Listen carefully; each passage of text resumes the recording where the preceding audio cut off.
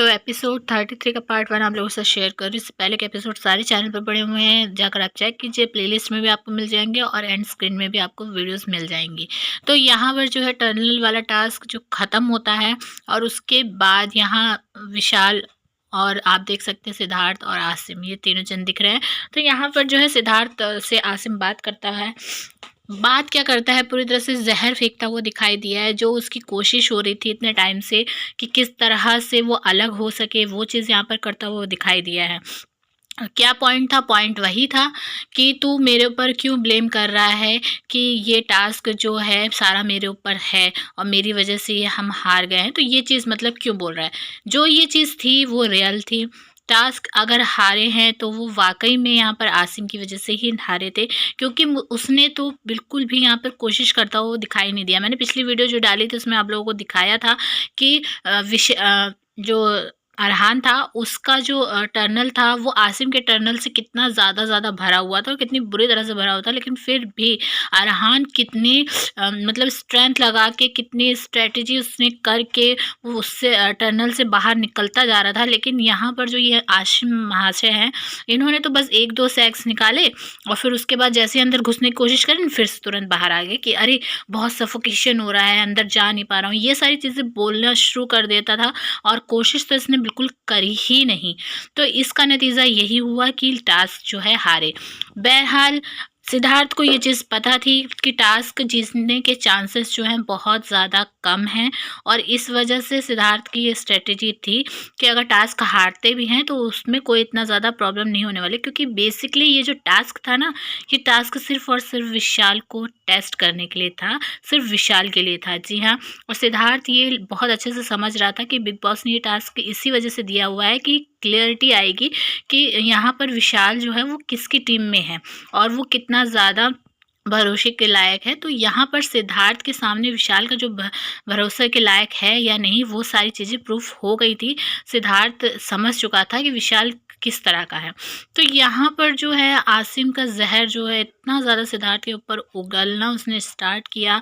तू सुनता नहीं है किसी की, तू अपने आप को कैप्टन समझता है, तो ये गलतफहमी में ना रहे क्योंकि हम दोस्त हैं, कैप्टन की बात है ही नहीं।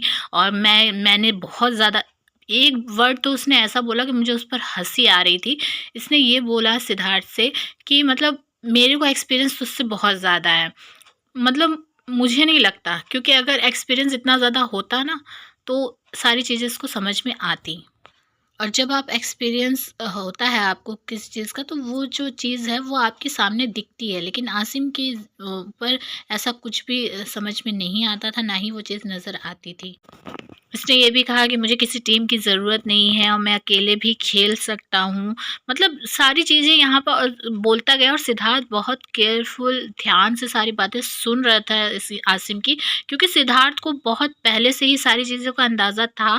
लेकिन यहाँ पर जो है उसको सारी चीज़ें, एक कहते हैं ना, दिमाग में सारी चीज़ें रिवाइंड हो रही थी और वो आसिम को ध्यान से इसलिए सुन रहा था कि कौन सा पॉइंट किस तरह से ये क्या-क्या मन में भरे हुए वो चीज़ सामने आए उसकी, और वो आ रही थी। और सिद्धार्थ ये बहुत अच्छे से समझ गया था कि शेफाली जहरीली वाली जो है और जो हिमांशी खुराना है, लाइक इट गर्ल है, उनकी नई जो मेंबर हैं, उनके वजह से ये ज़्यादा ही कुछ अपने आप को कुछ ज़्यादा ही अलग समझने लगा है, स्ट्रॉन्ग समझने लगा है। और प्लस अरहान ने जो इसको चढ़ा दिया था आसिम को कि तुझे इंडिविजुअल खेलना चाहिए, तू हीरो है, तुझे किसी के सपोर्ट की ज़रूरत नहीं है, तो उसकी वजह से ये और ज़्यादा तेह में आ गया और यहाँ पर वो चीज़ दिखती नज़र आई है। अच्छा, कॉन्वर्सेशन में सना को फिर से आसिम ने बीच में घुसेड़ा। जी हाँ, इस नल्ले को इतना ज़्यादा प्रॉब्लम हो रहा था सिडनाज की फ्रेंडशिप से, उनके साथ रहने से, उनके रिलेशनशिप से बहुत ज़्यादा प्रॉब्लम हो रहा था और ये चीज़ बार-बार वो बोलता हुआ हर जगह दिखाई भी दे रहा था। फिर उसके बाद यहाँ पर जब सिद्धार्थ ने उसको समझाया लास्ट में कि जो शेफाली से मैं कह रहा था कि इस तरह से सेग नहीं भरो, लेकिन उस शेफाली ने कहा नहीं इसी तरह से भरूँगे, तो फिर मैं वहाँ पर चुप बैठ गया। तो यहाँ नल्ला कह रहा था कि तू क्यों चुप बैठा? तुझे लड़ना चाहिए था, तुझे बोलना चाहिए था कि नहीं और ऐसे ही भरो, मैं यहाँ पर रहूँगा। तो यहाँ पर सिद्धार्थ ने किया था कि मैं जो है नए मेंबर के साथ था उस टाइम पर, तू मेरे साथ नहीं था, और शेफाली, जहरीली वाली और वो हिमांशु खुराना ये न्यू मेंबर थे, और आरती जो है वो तो उसको कोई लॉजिक है ही नहीं। जैसे ही ये चीज़ बोली सिद्धार्थ ने, वैसे ही नल्ला ज़ोर से बोला, नहीं उसका भी लॉजिक है। क्यों नहीं है उसका लॉजिक? तुझे लगता है कि उसका लॉजिक नहीं है और उन लोगों को लगता है कि तेरा लॉजिक कुछ नहीं है। तो यहाँ पर इसके बाद सिद्धार्थ को ये चीज़ समझ में नहीं आई और सिद्धार्थ वहाँ से उठकर चला गया, क्योंकि सिद्धार्थ समझ गया था कि अब ये पूरी तरह से मतलब अलग अपनी टीम करके चलना चाह रहा है, और सिद्धार्थ ने क्लियर बोल दिया था कि अब मुझे किसी की टीम में नहीं रहना है, और ना हिमांशी की ना शेफाली की, तुम लोग को जिस तरह का करना है तुम लोग अपना देख लो।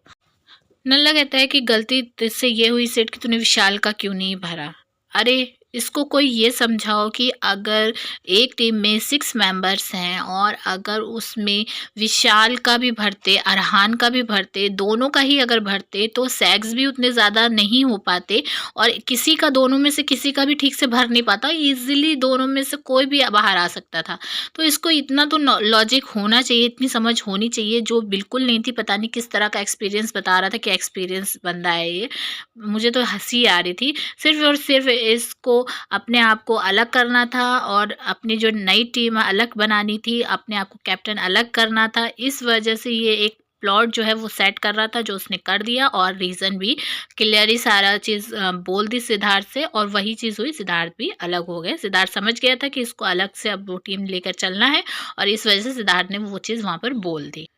यहाँ पर अब्दुल्ला मैडम का रोना-धोना शुरू हो गया। रो इस वज़ह से रही थी कि उनको सिंपैथी मिले, सिंपैथी इसलिए क्योंकि उनको ये था कि अब जो टास्क है वो दूसरी टीम जीत चुकी है, और जो है मैं उनके साथ भी रहूँ ताकि नॉमिनेशन से बच सकूँ। रीज़न ये था मेन यहाँ पर रोने का, लेकिन इसने बताया ये कि मैं मतलब सिद्धार्थ को लेकर रो रही हूँ, सिद्धार्थ से हर्ट हूँ कि उसको जो है मैंने बोल दिया कि मैं इंडिविजुअल हूँ। तो ये सारी चीज़ें उसने रीज़न में बताई, जो मुझे बिल्कुल भी अब्दुल्ला का बिल्कुल भी कुछ समझ में नहीं आता है। यहाँ पर जो है शहनाज़ और ज़हरीली वाली बात हो रही होती है, और यहाँ पर ज़हरीली वाली बोलती है, मुझे समझ में नहीं आता कि एक जो टास्क हारने की वजह से सिद्धार्थ और आसिम की फ्रेंडशिप इतनी ज़्यादा कैसे चेंज हो गई, इतना ज़्यादा प्रॉब्लम कैसे। सना यहाँ पे क्लियर बोलती है कि मुझे ये लगता है कि मेरी वजह से ये चीज़ हुई है, कि मैं जो है इतना ज़्यादा टास्क में ध्यान नहीं दे रही थी, तो उसको ये लगा होगा कि मेरा साथ क्यों नहीं कर दे रही है, मेरा सपोर्ट क्यों नहीं दे रही है। तो यहाँ पर कुछ ना कुछ सना तो काफ़ी हद तक सही थी, क्योंकि सना को लेकर भी यहाँ पर नल्ला जो है वो सिद्धार्थ से चिढ़ा हुआ था। फिर यहाँ पर जो है सना पूछती है सिड से कि क्या हो गया, क्या प्रॉब्लम हो गई, तो कुछ तो बता। तो यहाँ पर सिद्धार्थ जो है वो बोलता है कि हाँ हर्ट हूँ, लेकिन बातों से हुआ हूँ। और यहाँ पर सना को वो बताता भी है सिद्धार्थ कि अगर आप कुछ गलत कर रहे हो तो हम आपको समझाएंगे एज अ फ्रेंड, अगर हम आपके हैं। लेकिन मैं बहुत बार इसको हर चीज़ समझा चुका हूँ, बहुत बार लेट को कर चुका हूँ, लेकिन उसको नहीं समझ में आ रही है।